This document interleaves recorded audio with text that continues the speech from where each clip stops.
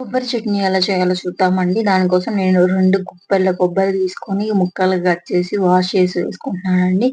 3 పచ్చిమిరపకాయలు తీసుకొని అయి తుంచి వేసుకుంటున్నాను. దాంతో పాటు 3 వెల్లుల్లి రెబ్బలు వేసుకోవాలండి. అలాగే ఒక చిన్న ముక్కంత అల్లం కూడా వేసుకోవాలి. వేసుకున్న తర్వాత అందులోకి గుప్పెడు వేరుశనగ గింజలు, రుచికి తగ్గట్టుగా ఉప్పేసుకొని కొద్దిగా చింతపండు వేసుకుంటున్నానండి. చట్నీ కొద్దిగా చేసుకుంటున్నాను కాబట్టి. సో, దాంతో పాటు వాటర్ కూడా వేసుకుంటున్నానండి. నేను మొత్తం ములిగేంత కాకుండా ఇంకా కొంచెం తక్కువగానే వేసుకొని ఫైన్‌గా అయితే పేస్ట్ చేసుకుంటున్నానండి. చూపిస్తున్నాను కదండీ వీడియోలో ఆ మాత్రం పేస్ట్ అయితే సరిపోతది. సో, పక్కన పెట్టేసుకుందామండి. ఇప్పుడు పోపండి.